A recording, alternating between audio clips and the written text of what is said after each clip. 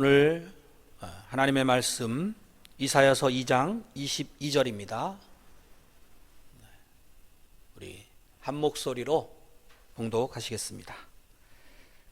너희는 인생을 의지하지 말라. 그의 호흡은 코에 있나니 새말 가치가 어디 있느냐. 아멘. 영상 보고 말씀 듣는 시간 갖겠습니다.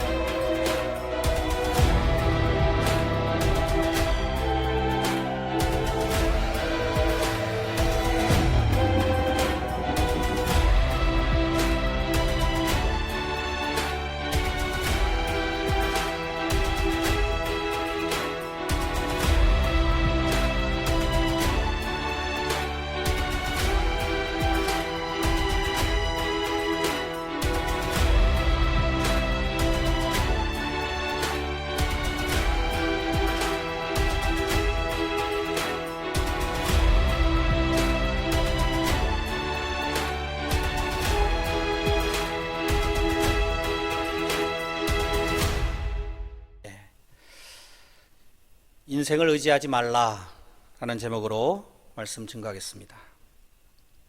인생이 무엇일까요? 정말 우리가 평생을 걸쳐서 하고 있고 또 해야 하는 질문이 아닌가 싶습니다. 가수 최혜영 씨가 부른 그것은 인생이라는 노래를 보면요, 인생에 대해서 이렇게 정의하고 있어요. 시작도 할 수 없고 끝도 할 수 없네. 영원한 시간 속에 단지 서 있을 뿐. 우리가 얻은 것은 진정 무엇이고 우리가 잃은 것은 과연 무엇인가. 저 가는 세월 속에 빈손으로 가는 것, 그것은 인생. 가요 같지 않죠? 흐르는 이 시간 속에서 우리 인간들은 잠깐 서 있다가 가는, 근데 죽을 때는 빈손으로 가는 거, 그게 인생이더라. 근데 어디로 가는지는 모르겠더라. 이런 고백이에요. 이렇게 우리가 육신의 눈으로 관찰해서 보고 알 수 있는 것, 거기까지가 아마도 세상의 모든 철학이나 또 과학이나 인문학이나 뭐 이성적인 그런 입장은 다 그게 최선일 것입니다. 하지만 우리 크리스천들은 인생의 시작과 끝을 또 영원을 아는 존재들입니다. 할렐루야. 어떻게 그럴 수 있습니까? 바로 우리가 믿는 하나님께서 성경 말씀을 통해서 우리에게 계시해 주셨기 때문에 우리가 알 수 있다는 것입니다. 오늘 그래서 이 본문이 속해 있는, 본문은 외우기 쉽죠? 둘둘둘, 2장 22절. 이 본문이 속해 있는 2장의 첫 구절 1절은 이렇게 시작합니다.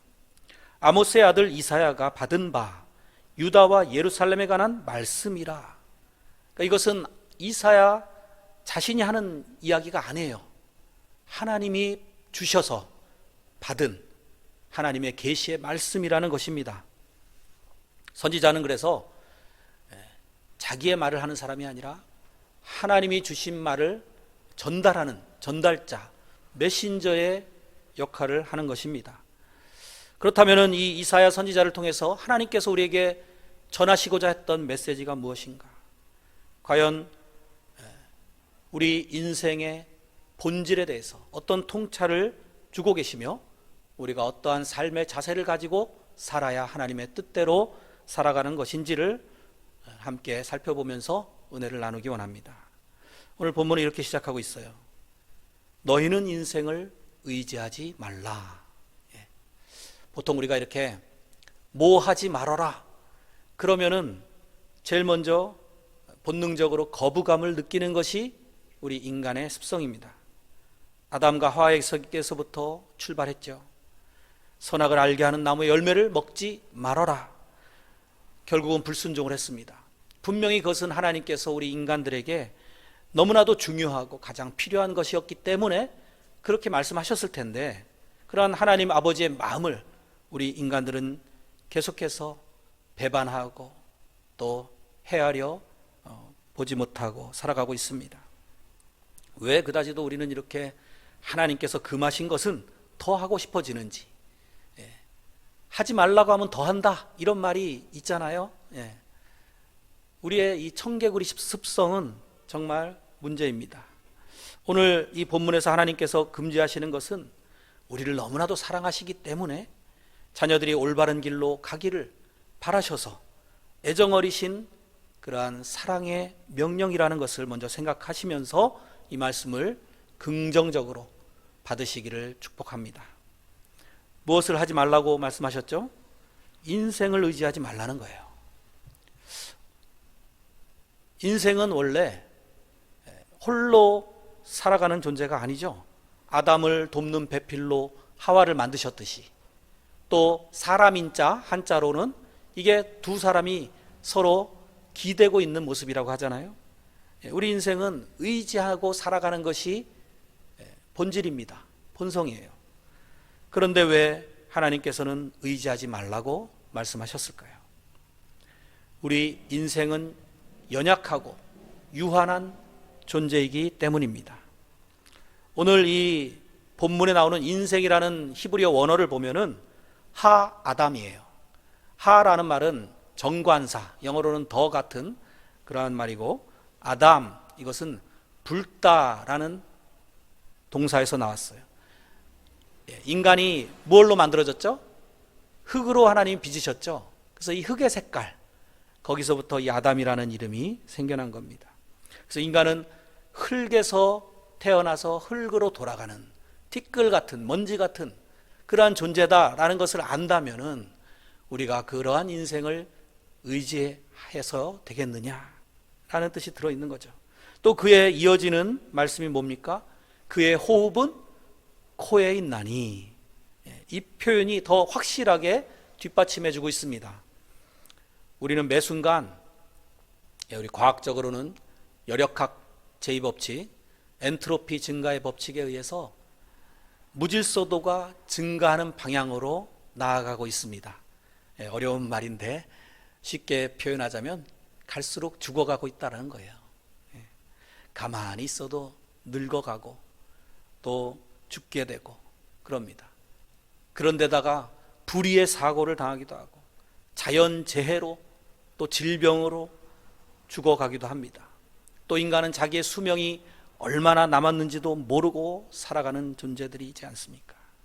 그러니까 오늘 이 호흡이라는 표현은 아주 적절하게 인생을 나타내고 있습니다. 사실 이 호흡은 눈에 보이는 것도 아니에요. 아주 추운 날씨에 그냥 호호하고 불면 입김으로써 알 수 있는 정도, 거기에 우리의 생명이 달려 있다는 거예요. 그것도 우리 이 온 몸 중에 이 콧구멍, 그리고 이 두 군데 막으면은 5분 정도 막으면은 천국과 지옥을 오락가락하죠.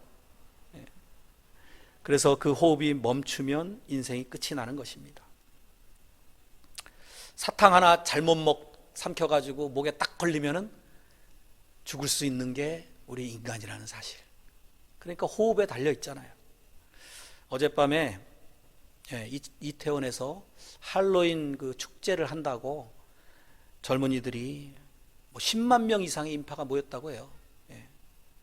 그러다가 이제 좁은 그 골목 언덕길에서 사람들이 도미노처럼 이렇게 넘어지면서 압살을 당해서 죽은 사람이 무려 지금 현재 시각으로 149명으로 제가 예배 바로 직전에 살펴봤는데 149명. 또 부상자가 150명 이상 된다고 합니다. 이 압사로 죽는다는 것은 강하게 폐가 눌려가지고 이 산소가 공급이 안 되는 거예요. 그래서 죽는. 그야말로 오늘 이 호흡에 달려있는 우리 인생이라는 것을 너무나 잘 보여주는 그러한 사건. 참 안타까운 그러한 사실이죠. 그 죽은 분들의 또 가족들, 그런 분들을 위해서는 우리가 참 위로해드리고 또 기도를 해야 될 그러한 국가적인 또 이 슬픈 재난이 닥쳤습니다. 이러한 때 우리가 누구를 탓하기 전에 우리 자신을 먼저 점검하고 늘 회개를 해야 되는 그러한 일이에요. 참 우리가 또 이러한 사건을 보면서 우리의 존재를 다시 한번 돌아보게 되고, 우리가 항상 영적으로 우리도 호흡이 끊어지면은 하나님과의 관계가 단절된다는 것을 의미하죠. 기도가 끊어지는 것을 또 영적인 호흡이 끊어진다라고 표현해요. 그래서 우리가 정말 늘 이 영적인 호흡을 잘 해야 되겠다. 영적으로 건강해야겠다. 세상에 휩쓸려 가다가 할로윈데이 그러한 문화에 휩쓸려 가다가 그렇게 죽을 수 있는 그러한 존재들이다라는 것을 알아야 합니다. 우주에 로켓을 쏴 올리고 인터넷으로 전 세계가 하나가 되고 AI가 사람보다 더 놀라운 능력을 보여주는 시대에 살고 있지만, 이렇게 인간이 이룬 업적들이 대단해 보이지만 사실은 죽음을 초월할 수 없는 우리이고, 또 핵폭탄이 터지면 한순간에 세계가 멸망할 수도 있다. 그러한 안개 같은 존재들이다라는 것을 우리가 염두에 둬야 됩니다. 시편 104편 29절에 말씀합니다. 주께서 낯을 숨기신즉 그들이 떨고 주께서 그들의 호흡을 거두신즉 그들은 죽어 먼지로 돌아가나이다. 전적으로 우리의 생명은 하나님의 손안에 달려있다라는 것을 깨달아야 됩니다. 코로나 바이러스 통해서 우리가 또 많이 경험하지 않았습니까? 이 바이러스는 아주 미세해서 눈에 보이지도 않는 작은 존재인데 우리 인생을 파괴할 수 있다는 것을 생각하면서 영적인 바이러스도 우리가 늘 경각심을 가지고 영적인 마스크를 쓰고 죄를 말하는 거죠. 그러한 바이러스에 오염되지 않도록 늘 신경을 써야 됩니다. 다시 말하지만 하나님은 우리 인생과 세상의 창조자이시고 주관자이십니다. 믿으십니까? 그런데 우리는 그 하나님의 손안에 있으면서도 그 사실을 자꾸만 망각하고 살아가는 무지한 인생인 거예요. 이것이 바로 죄가 우리들의 눈을 가렸기 때문이라고 생각이 듭니다. 우리가 전에 살펴본 대로 이사야서 1장 3절에 말씀하잖아요. 소는 그 임자를 알고 나귀는 그 주인의 구유를 알건만은 이스라엘은 알지 못하고 나의 백성은 깨닫지 못하는도다 하셨도다. 저만 해도 우리 강아지 이렇게 보면은 얼마나 그렇게 주인을 잘 알아보는지 몰라요. 주인의 차도 잘 알아봐요. 주인의 차도 이렇게 냄새 맡고 그냥 와서 꼬리 흔들고 안에 사람 있는지 막 쳐다보려고 발을 막 꼿꼿이 세우고 막 그래요. 이렇게 정말 소나 나귀보다 못한 존재가 아니냐는 거예요. 하나님을 모르는 인생은. 사실상 이 이사야는 이렇게 말하고 있습니다.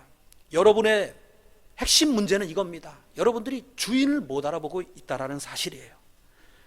그래서 주인이 여러분에게 주는, 그 공급해 주시는 양식을 여러분들이 받아먹지 못하고 살고 있다라는 안타까운 사실에 대해서 경고하고 있는 것입니다. 그 양식이 바로 하나님의 말씀이죠.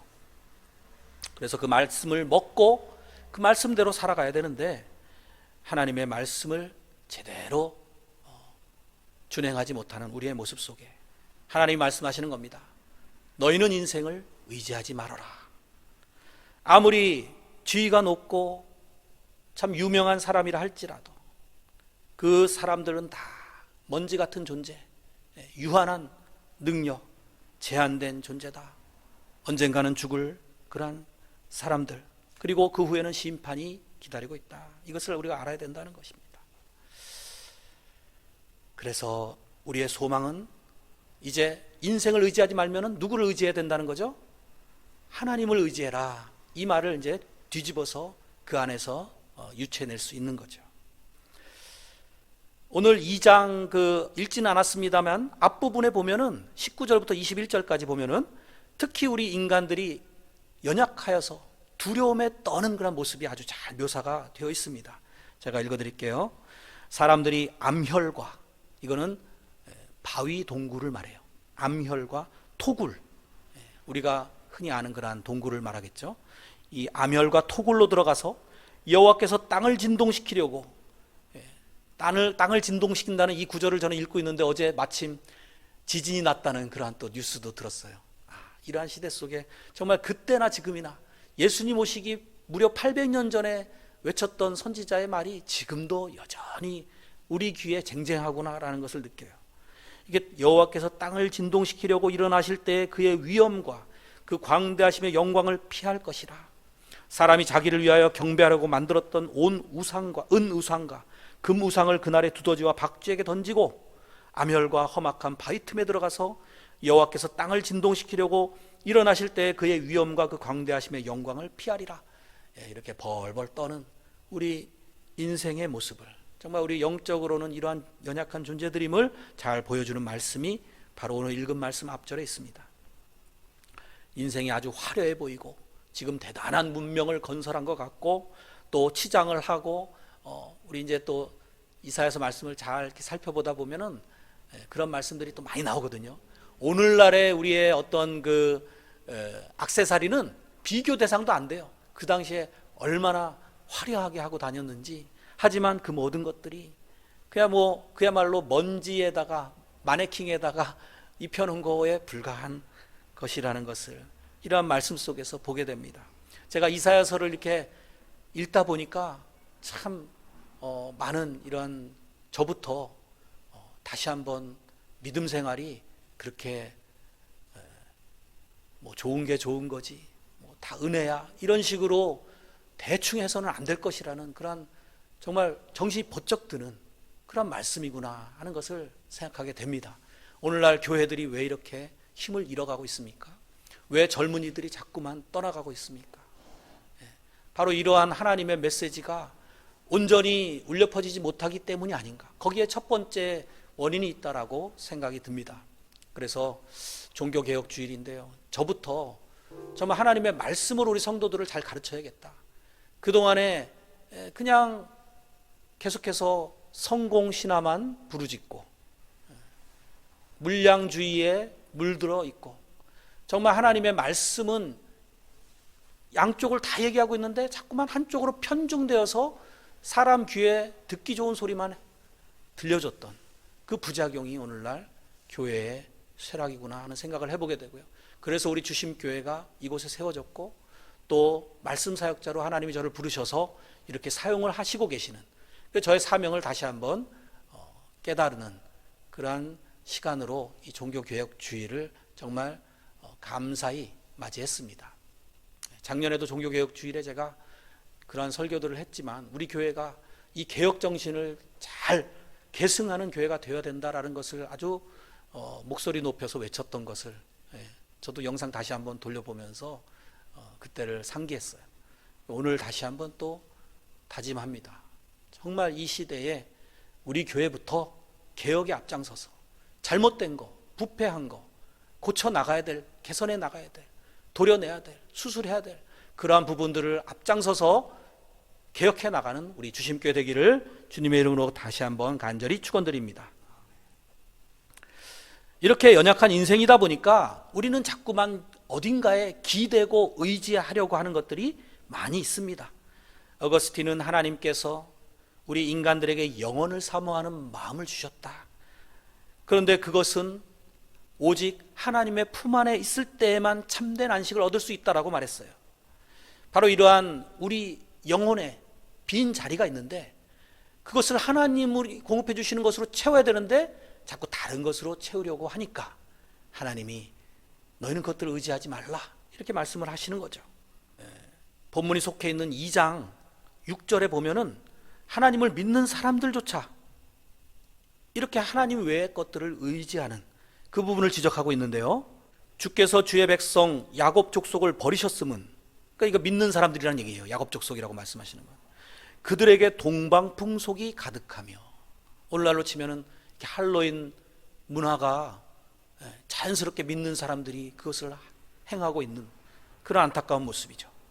그들이 블레셋 사람들 같이 점을 치며 믿는 사람들이 점집을 찾아다니고 오늘의 운세를 보고 그런다는 거죠. 이방인과 더불어 손을 잡아 언약하였습니다. 정말 이게 어찌 그 옛날 오래된 말씀입니까? 오늘의 그냥 바로 우리에게 주시는 하나님의 음성으로 들리지 않습니까? 7절, 그 땅에는 은금이 가득하고 보화가 무한하며 그 땅에는 마필이 가득하고 병거가 무수하며. 자, 물질, 그 다음에는 병거, 이렇게 보통 인간의 문화가 그렇게 발달을 해가는 것 같아요. 이제 물질을 많이 가지게 되면 그 다음에는 그 물질을 지키기 위한 군대를 조직하고 또 병기를 개발하고 그러는 거 아니겠습니까? 그러고 나면 또 이제 먹고 살만한 거잖아요. 그러고 나면은 추구하는 게 있어요. 그게 8절입니다. 그 땅에는 우상도 가득하므로 그들이 자기 손으로 짓고 자기 손가락으로 만든 것을 경배하여. 이제 정말 살만하다 싶을 때는 오히려 하나님을 찾기보다는 우상을 찾는 것이 우리 인간의 정말 죄성, 원죄, 그 본성이라는 것을 잘 말씀하고 있는 거예요. 정말 하나님을 의지해야 되는 인생인데 왜 우리는 이토록 거부를 하고 자꾸만 다른 대상을 찾아가고 의존하는 것일까요? 이유를 한번 생각해 보세요. 참 이상하죠. 우리의 본성이 왜 이렇게 왜곡됐을까? 왜 이렇게 삐뚤어졌을까? 바로 하나님의 형상을 잃어버렸기 때문입니다. 우리의 죄로부터 그런 것들이 출발한 것이에요. 그래서 단지 오늘 이 본문이 이사야 시대 사람들에게만 의미가 있는 것이 아니라 그들의 죄악이라고 우리가 정죄할 것이 아니라 그것이 다 우리의 모습이구나 하는 것을 발견해야 됩니다. 우리도 언제든지 그렇게 될 수 있다는 것이죠. 탐욕, 우상숭배, 음란, 불신, 이스라엘 사람들이 저질렀던 그 모든 죄들이 결국은 다 지금 우리가 현재 행하고 있는 죄들 아닙니까? 나는 그렇지 않다고요? 예수님 말씀하신 거 한번 생각해 보세요. 너희가 마음으로만 음란한 정욕을 품어도 음행을 한 것이다. 너희가 마음으로 누구의 것을 갖고 싶어만 해도 도적질한 것이다. 또 라가라고 욕하면 살인죄를 지은 것이다. 우리 손에 피가 가득한 거예요. 여러분, 라가라는 말은 멍청이, 바보 이런 말인데요. 그런 말 안 하고 삽니까, 여러분? 그러니까 우리는 남을 막 죽이면서 살인하면서 살고 있는 거예요. 너희의 손에 피가 가득하면 하나님이 듣지 않으신다고 우리 지난 시간의 말씀에 살펴봤었죠. 사람이 이렇게 정말 오늘날에도 각종 미디어를 살펴보면은 우리가 좋아하고 추구하는 것들이 무엇인가 보면 하나님의 뜻과는 어긋난 우상 문화를 그렇게 추구한다는 것을 알 수 있어요. 그런데 이것은 잠시 있다가 없어지는 안개와 같다라는 것입니다. 그래서 우리가 어마어마한 죄를 지어야만 죄인이 아니라 우리 모두는 다 날마다 죄 가운데 살아가고 있다는 것을 알게 됩니다. 그래서 정말 크리스천이라면은 이러한 악을 이기기 위해서 거기서부터 돌아서야 되는 거예요. 너무나 이거 순진한 얘기 아니냐, 악에서 돌아선다고 죄악을 짓지 않을 수 있느냐, 이렇게 말할 수 있지만 그게 그래도 첫 걸음이 되어야 됩니다. 그것이 시발점이 되어야 우리의 삶이 달라지는 거예요. 우리 삶이 아무리 교회 다녀도 변하지 않더라? 아닙니다. 하나님 말씀이 계속 우리 안에 심겨지고 박히고 그 말씀이 잘 우리 안에 정말 새겨지면은 그것이 자꾸만 우리의 삶을 변화시켜 가는 거예요. 행동을 주관하게 됩니다. 하나님 말씀의 지배를 받으면은 달라질 수 있는 거예요. 하나님 말씀만이 우리를 변화시킬 수 있다는 사실을 믿으시기 바랍니다. 하나님을 향해서 서 있는 사람이 잠시 죄악 쪽을 쳐다보잖아요. 그러면 하나님과는 등을 돌리고 서 있게 되는 거예요. 그리고 반대로 죄악을 향해서 바라보고 걸어가던 우리 인생이 하나님 쪽으로 방향만 바꾸면 죄악은 이제 그 우상은 우리가 바라보지 않게 되는 것입니다. 그러고 이 방향으로 계속 나아가는 것, 속도는 느리더라도 옳은 방향으로 간다면은, 우리의 나침판이 하나님께 고정되어 있다라고 하면은 우리는 완성으로 갈 수 있다라는 겁니다. 그것이 죄악을 이기는 길이에요. 그 길은 많은 사람들이 찾지 않는 좁은 길이죠. 협착한 길이에요. 하지만 그 길이 축복의 길이고 영광의 길이고 승리의 길이라는 사실을 꼭 잊지 마시고 그 방향으로 우리 함께 동행하며 나아가는 우리 주심교회가 되기를 바랍니다. 우리나라가 7, 80년대에 가난했을 때는 기독교인들이 오히려 믿음이 뜨거웠죠. 하나님을 삶의 중심에 모시고 살아갔어요. 그런데 풍요로워지니까 오히려 우상 숭배, 하나님과 돈을 겸하여 섬기고 세상과 짝하고 이렇게 인본주의적인 가치관으로 살아가는 부작용을 낳게 되었습니다. 이것이 너희가 인생을 의지한다라고 하나님이 진단하신 그러한 모습이에요. 원래는 하나님의 뜻을 내가 준행해야지, 하나님의 뜻대로 살아야지 하는 열망이 솟구치는 것이 크리스천의 참다운 모습이어야 합니다. 그런데 우리가 그렇게 하지 못할 때 수치감이 들고 하나님 앞에 회개하는 마음이 막 이렇게 나타나고 하는 것이 정상이에요. 그런데 그렇지 못한 우리의 모습이 오늘 이사야서 2장에 드러나는 모습들이에요. 야고보서 4장 13절 이하에 보면은 아주 또 재미있는 비유가 나옵니다.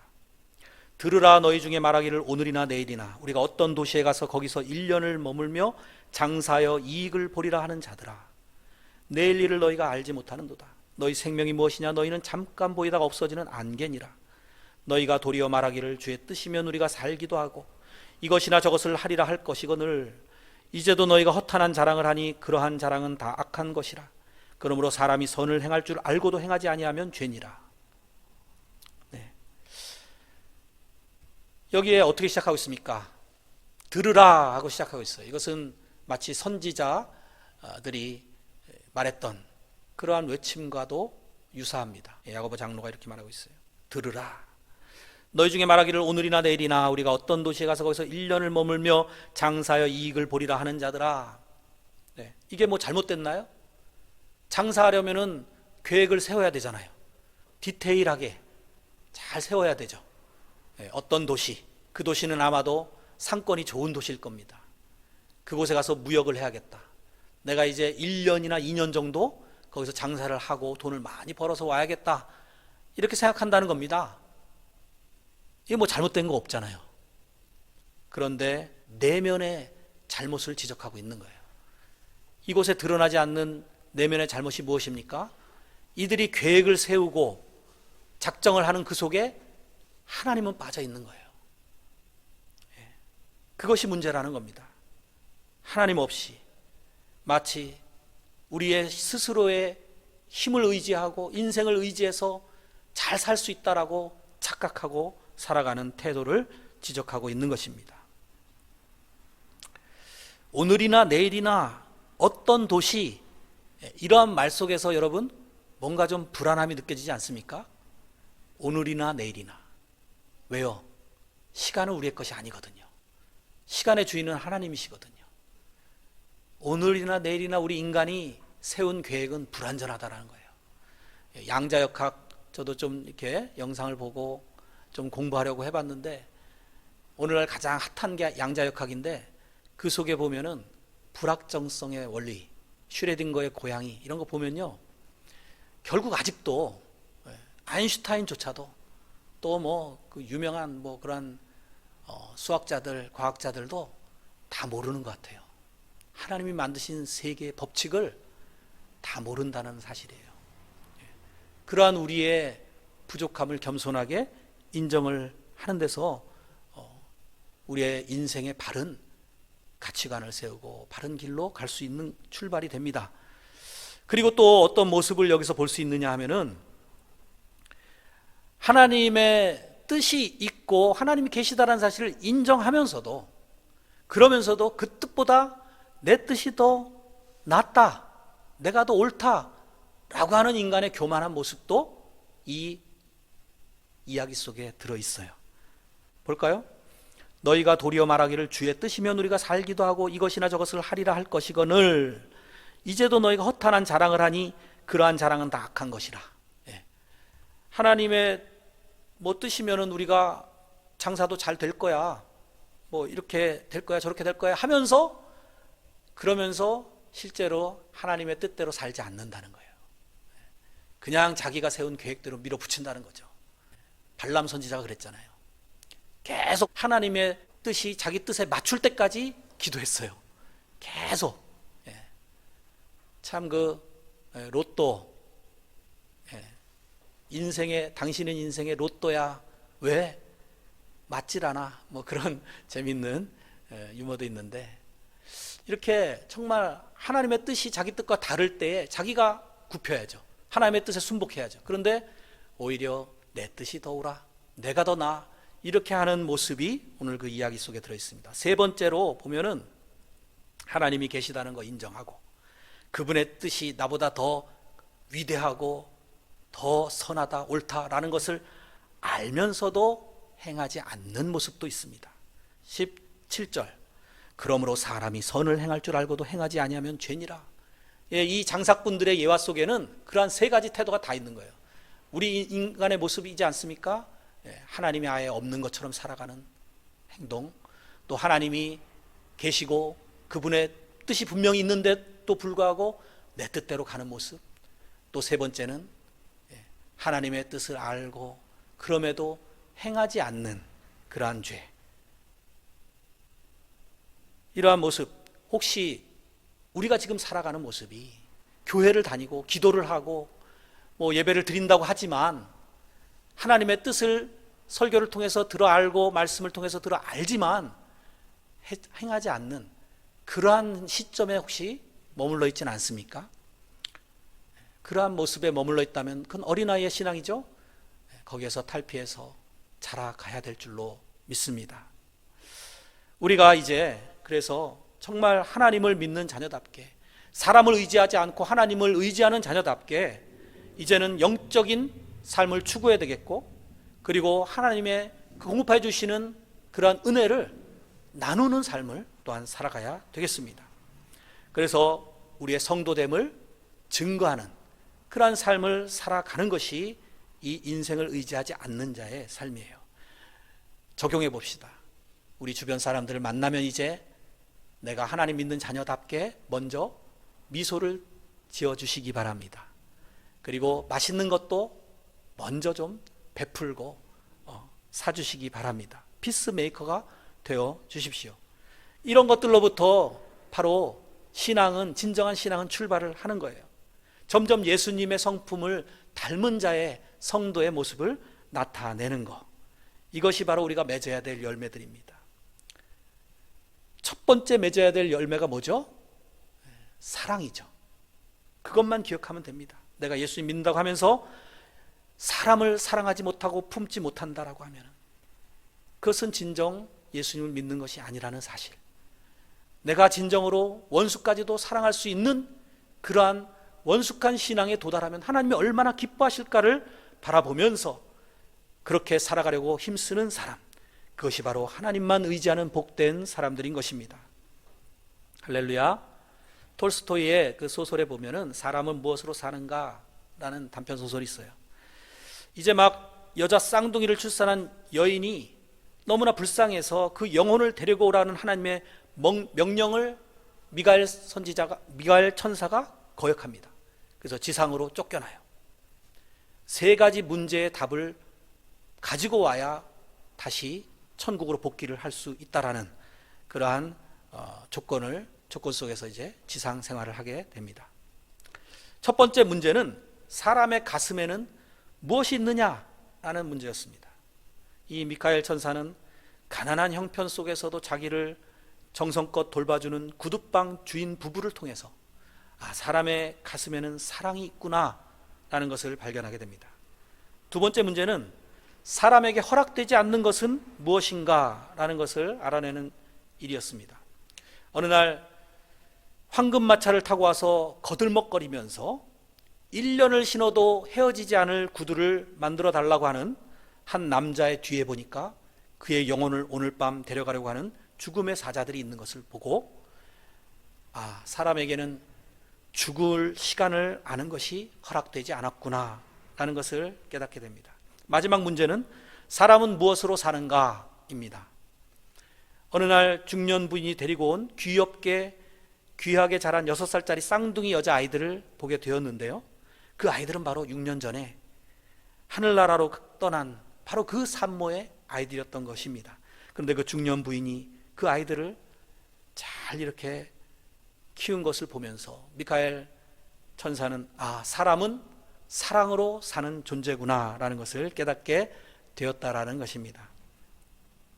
오늘 종교개혁주일이죠. 마틴 루터가 주창한 오직 믿음으로 의로워지고 구원받을 수 있다라고 하는 이 이신칭의의 교리야말로 잘 생각해 보면 사람을 의지하지 않고 오직 하나님의 뜻에 초점을 맞춰서 하나님의 중심의 인생으로의 삶으로 개혁한 그러한 변혁이었던 것입니다. 교황도 인간이다. 그도 의지할 대상이 아니다. 가톨릭의 어떤 전통들도 다 인간이 세운 것들이고 오직 하나님의 말씀의 권위 아래서 순복해야 된다. 이렇게 오직 하나님의 말씀, 솔라 스크립투라 이렇게 말하죠. 또 오직 믿음, 오직 하나님의 은혜, 솔라 그라티아. 이러한 종교개혁의 정신을 오늘 우리도 계승을 해야 될 줄로 믿습니다. 특히 루터는 하루 3시간씩 기도를 하면서 살았던, 그래서 정말 인간의 어떤 것을 의지하기보다는 하나님을 철저히 의존하는 신앙으로 살았던 인물이었던 것입니다. 오늘 본문의 마지막으로 이렇게 말씀하시죠. 셈할 가치가 어디 있느냐. 오늘날 인구가 78억 이상이 있는데 그 중에 하나님께서 셈하시는 그런 인생이 몇 명이나 될까요? 많지 않을 것 같습니다. 우리의 관점으로는 이 사람도 훌륭하고 저 사람도 정말 위대하고 유명한 사람이고 연예인들, 정치인들 많이 있잖아요. 하지만 하나님의 눈으로 보실 때는 오직 예수 그리스도를 믿는, 그래서 하나님의 자녀된 그러한 존재들만이 하나님이 숫자로 셈하실 인생일 것입니다. 계시록에서도 14만 4천 이렇게 구원받을 자녀들의 숫자를 언급하고 있죠. 그것이 물론 상징적인 것이고 완전수기 때문에 이단들처럼 딱 문자적으로 해석할 것은 아니지만 어쨌든 하나님이 너희들에게 정말 셈할 가치가 있느냐 물어보시는 이 속에 담겨져 있는 정말 하나님 앞에 계수되는 그러한 인생이 되어야 되겠습니다. 사랑하는 성도 여러분, 누구를 이제 믿고 의지하시겠습니까? 우리가 하나님을 믿는 데서 벗어나게 만드는 모든 것들은 다 사실은 엄밀하게 따지면 우상이에요. 그것이 물질 문명이나 과학기술이나 의학이나 권력이나 어떤 사람이나 그런 것들이 있다라고 하면은 이제는 철저히 우리의 심령 속에서 깨트려 버리시기 바랍니다. 오직 하나님만 우리를 구원하실 분이시다라는 것을 마음에 새기고, 우리가 전에 1장에서도 하나님은 강력한 심판의 메시지를 보내시면서도 우리에게 희망의 메시지를 동시에 주고 계시며, 진정한 하나님의 뜻은 우리를 구원하시는 것이다 라는 것을 살펴봤듯이 오늘 2장에도 그런 말씀이 있어요. 우리 한번 2장 3절 같이 읽고 결론을 맺겠습니다. 많은 백성이 가며 이르기를, 오라, 우리가 여호와의 산에 오르며 야곱의 하나님의 전에 이르자. 그가 그의 길을 우리에게 가르치실 것이라. 우리가 그 길로 행하리라 하리니 이는 율법이 시온에서부터 나올 것이요 여호와의 말씀이 예루살렘에서부터 나올 것임이니라. 여기에 우리의 소망이 있고 우리의 구원의 근거가 있습니다. 하나님께서 하나님의 말씀으로 우리를 살리실 것입니다. 우리는 그 길로 행해야 된다라고 말씀하고 있어요. 그 길은 비록 힘든 길이고 어려운 길이지만 예수님 바라보시면서 성령님께서 주시는 그 힘으로 독수리 날개치며 올라감같이 힘차게 도약하시기를 축복합니다. 초등학생일 때는 덧셈 뺄셈 하지만 중학생 되면 방정식도 풀고 함수도 풀어야 하듯이 우리 신앙이 차츰차츰 자라가야 될 줄로 믿습니다. 나에게 주어진 이 소중한 시간들 아끼시고 그 시간들을 통해서 하나님의 자녀다운 모습, 하나님의 형상을 이루어가는 이 일에 최선을 다하심으로 하나님께 영광 돌리는 복된 인생이 다 되시기를 주님의 이름으로 축원드립니다.